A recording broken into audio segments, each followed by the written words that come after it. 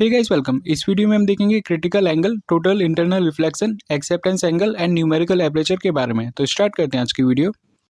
Critical angle, total internal reflection, acceptance angle and numerical aperture. तो critical angle देखने से पहले इसका सेटअप समझ लेते हैं कि इसमें होता क्या है। अगर इसमें हमारे पास दो मीडियम है, एक है डेंसर मीडियम और दूसरा है रेयर मीडियम, तो इसमें जो N1 है वो है डेंसर मीडियम और जो N2 है वो रेयर मीडियम है। तो इसमें जो इंसिडेंट लाइट होती है वो स्ट्राइक करती है दोनों मीडियम की बाउंड्री पे।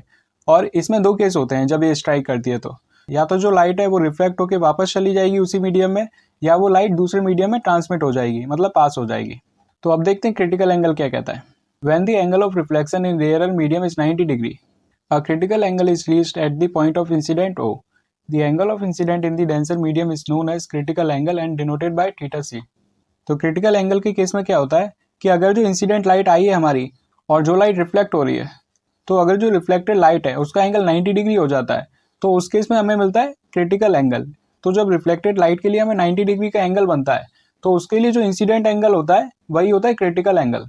तो इस वाली केस में जो रिफ्लेक्शन का एंगल है वो 90 डिग्री है, तो उसमें क्या होगा, तो इसमें हमें वो पॉइंट पे क्रिटिकल एंगल मिलेगा जो कि हमारा इंसिडेंट एंगल होगा। तो क्रिटिकल एंगल को सिंपली समझें तो इसमें जो इंसिडेंट लाइट होती है वो रिफ्लेक्ट होने के बाद जो एंगल बनाती है, अगर वो 90 डिग्री हो जाता है रिफ्लेक्टेड एंगल, तो जो इंसिडेंट एंगल मिलेगा उस केस में वही हो जाता है हमारा क्रिटिकल एंगल, क्योंकि उसमें जो रिफ्लेक्टेड एंगल है उसकी वैल्यू 90 हो गई।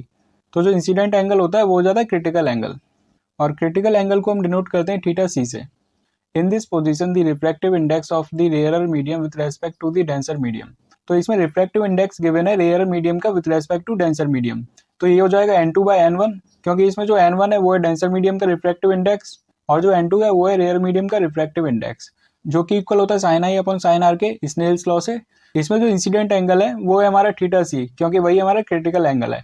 और क्रिटिकल एंगल के केस में जो एंगल ऑफ रिफ्लेक्शन होता है वो होता है 90 डिग्री, तो आर की वैल्यू होगी इसमें 90 डिग्री, और साइन 90 हमें पता है 1 होता है, तो N2/N1 की वैल्यू आ गई साइन थीटा सी। तो क्रिटिकल एंगल के केस में जो रिफ्रैक्टिव इंडेक्स हुआ वो हो गया N2/N1।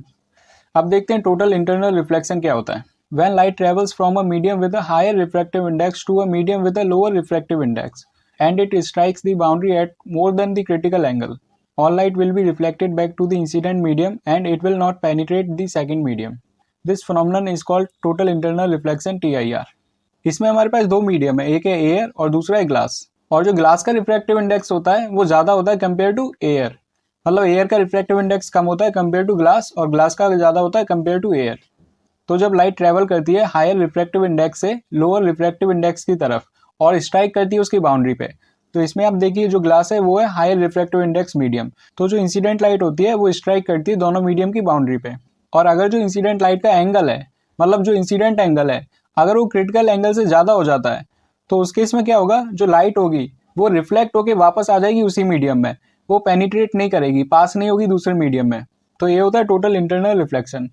अगर इसे सिंपली समझे तो जो इंसिडेंट लाइट है वो जब स्ट्राइक करती है दोनों मीडियम की बाउंड्रीज पे, और इसमें जो इंसिडेंट एंगल होता है वो ज़्यादा होता है क्रिटिकल एंगल से, तो जो इंसिडेंट लाइट होती है वो पूरी के पूरी वापस रिफ्लेक्ट होकर वापस आ जाती है उसी मीडियम में, मतलब ये पेनिट्रेट नहीं करती, दूसरे मीडियम में एंटर भी नहीं होती, उससे पहले रिफ्लेक्ट होकर वापस आ जाती है।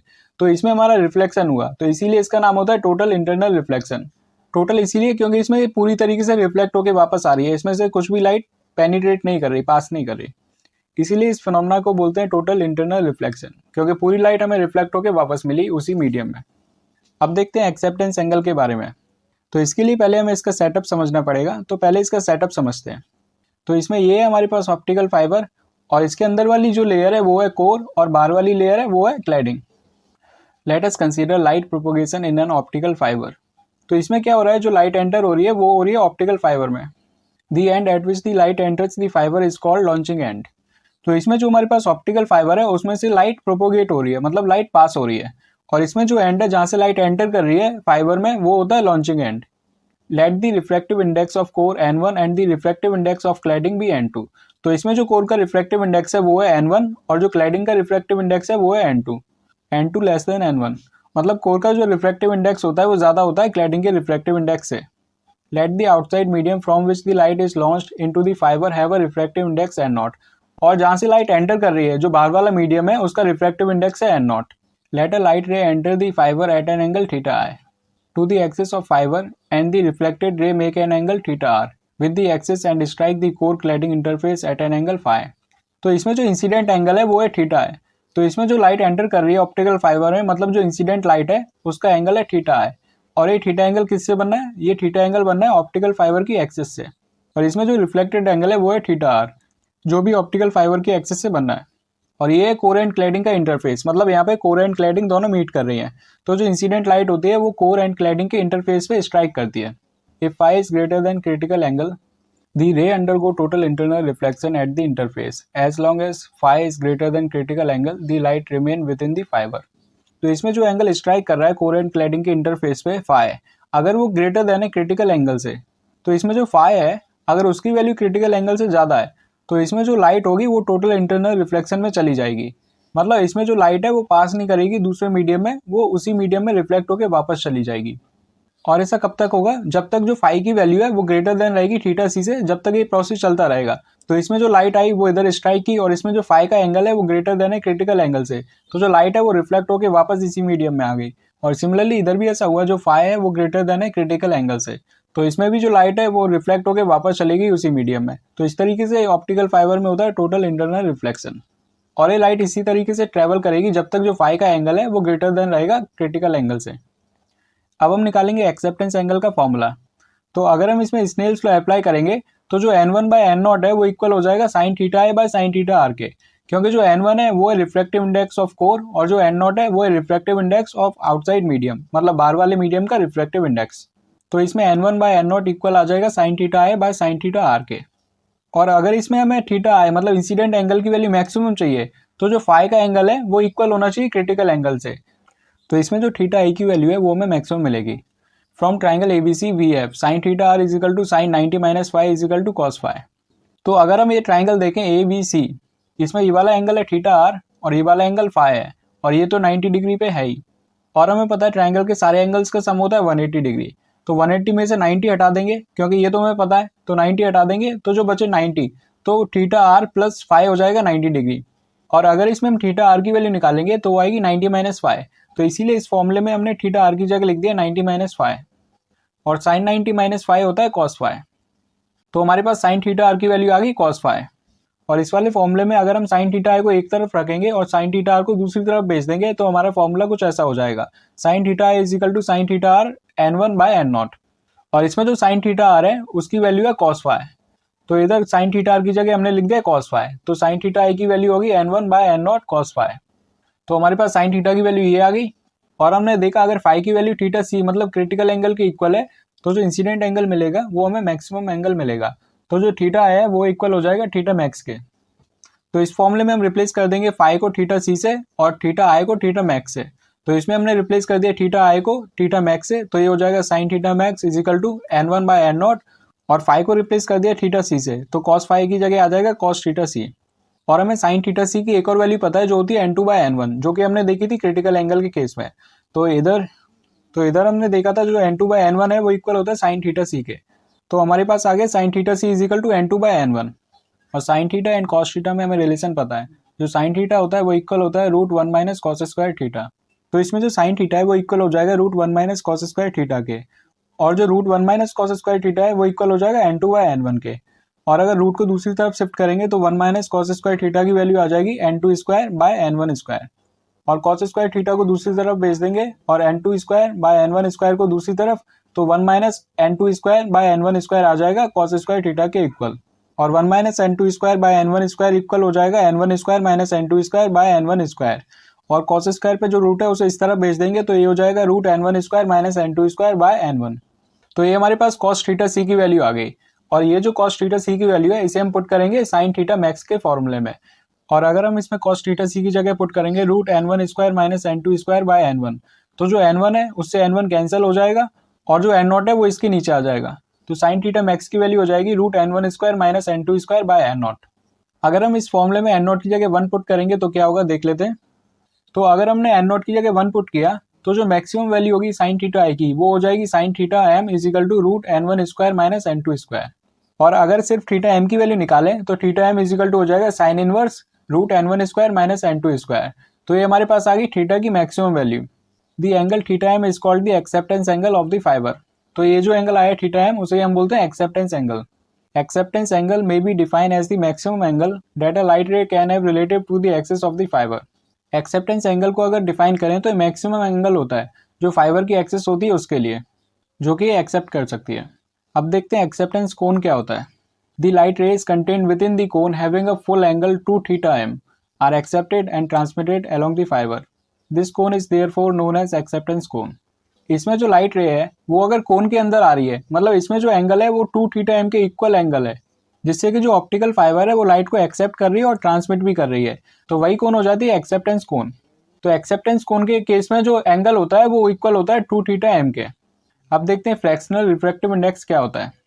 Fractional refractive index is defined as the ratio of the difference between the refractive indexes of the core and the cladding to the refractive index of the core. तो फ्रैक्शनल रिफ्रैक्टिव इंडेक्स होता क्या है, जो refractive index होता है core का minus जो refractive index होता है क्लैडिंग का अपॉन जो रिफ्रैक्टिव इंडेक्स होता है कोर का, मतलब n1 minus n2 by n1। ये फॉर्मूला होता है फ्रैक्शनल रिफ्रैक्टिव इंडेक्स का और इसे डिनोट करते हैं डेल्टा से। तो फ्रैक्शनल रिफ्रैक्टिव इंडेक्स मतलब डेल्टा इज इक्वल टू हो जाता है n1 minus n2 by n1। Delta is always positive because refractive index of core is always greater than the refractive index of cladding for the total internal refraction condition. इसमें जो delta की value होगी वो हमेशा positive रहेगी, क्योंकि जो refractive index होता है कोर का वो ज्यादा होता है रिफ्रैक्टिव इंडेक्स ऑफ क्लैडिंग से। तो जो n1 माइनस n2 की वैल्यू होगी वो हमेशा पॉजिटिव रहेगी और n1 तो नीचे पॉजिटिव है, तो जो डेल्टा की वैल्यू होगी वो हमेशा पॉजिटिव ही आएगी। तो ये हमारे पास फ्रैक्शनल रिफ्रैक्टिव इंडेक्स का फॉर्मूला। अब देखते हैं न्यूमेरिकल एपरेचर क्या होता है। Numerical aperture is defined as the sine of acceptance angle. The angle is a measure of the light gathering power of the fibre. It is expressed as. तो जो numerical aperture होता है वो होता है साइन ऑफ एक्सेप्टेंस एंगल, मतलब जो हमारे एक्सेप्टेंस एंगल की वैल्यू आती है उसका अगर हम साइन कर दें तो वो हो जाती है हमारे पास न्यूमेरिकल एपरेचर के लिए वैल्यू। और जो न्यूमेरिकल एपरेचर है वो मेजर करता है कि जो ऑप्टिकल फाइबर है उस पर कितनी लाइट गैदर कर रही है, मतलब कितनी लाइट इकट्ठी हो रही है। तो न्यूमेरिकल एपरेचर के लिए फॉर्मूला हो गया साइन थीटा एम, और साइन थीटा एम की वैल्यू होती है root n1 square minus n2 square. तो इधर से हम देख सकते हैं जो साइन थीटा एम की वैल्यू होती है वो इक्वल होती है root n1 square minus n2 square. तो साइन थीटा एम की जगह हमने पुट कर दिया root n1 square minus n2 square, और जो n1 square minus n2 square है उसे हम लिख सकते हैं n1 प्लस n2 और n1 माइनस n2। और अगर इसमें हम 2n का मल्टीप्लाई करेंगे और 2n का डिवाइड करेंगे तो ये फॉर्मूला कुछ ऐसा हो जाएगा।